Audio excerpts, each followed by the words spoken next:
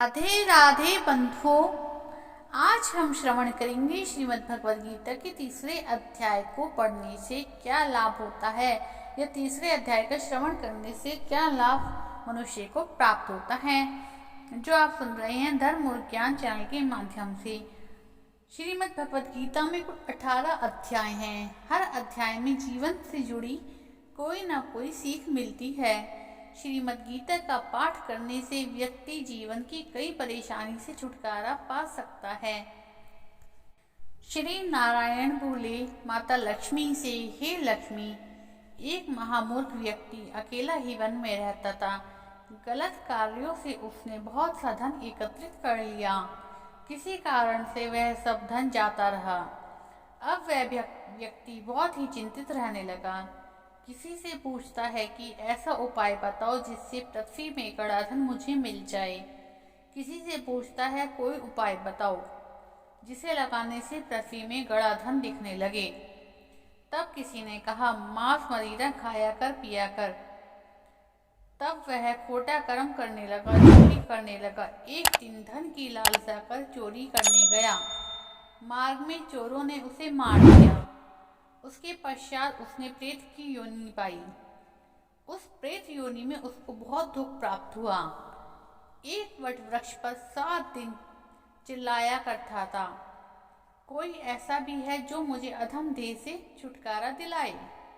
कुछ समय बाद उसकी पत्नी जो गर्भवती थी उसने एक पुत्र को जन्म दिया। जब उसका पुत्र बड़ा हुआ तो उसने एक दिन अपनी माता से पूछा कि मेरे पिता क्या व्यापार करते थे और उनका देहांत किस प्रकार। तब उनकी माता जी ने बताया कि हे बेटा, तेरे पिताजी पे बहुत सा धन था, वह यूं ही जाता रहा। वह धन के चले जाने से बहुत ही चिंतित रहने लगे। एक दिन धन की लालसा में वे चोरी करने गए, लेकिन मार्ग में उन्हें चोरों ने मार डाला। तब बेटे ने कहा माता, क्या आपने पिताजी की कोई गति कराई थी ताकि उनको मोक्ष मिल जाए? माता जी ने कहा नहीं बेटा, कोई गति नहीं कराई। बेटा ने कहा कि माता, हमें पिताजी की मुक्ति के लिए कुछ कराना चाहिए। माँ ने कहा अच्छी बात है।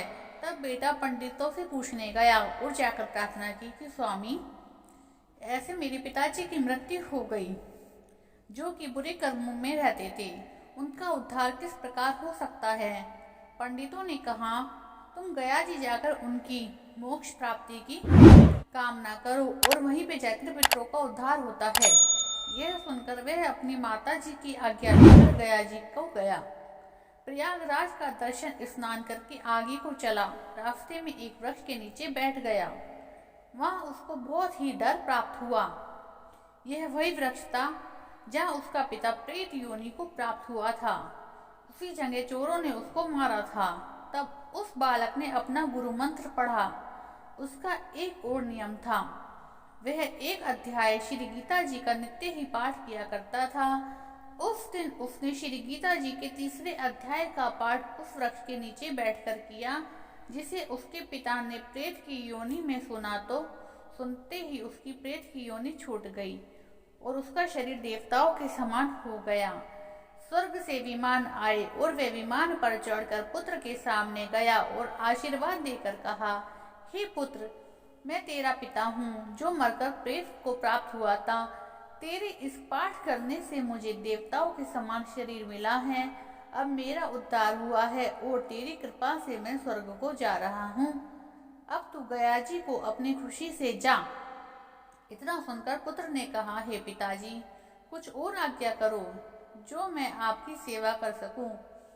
तब उस देवदेही ने कहा, देख, मेरी 7 पीढ़ी के पितर नरक में पड़े हैं। अब तो श्री गीता जी के तीसरे अध्याय का पाठ करके उनको भी उस दुख से मुक्ति प्रदान कर।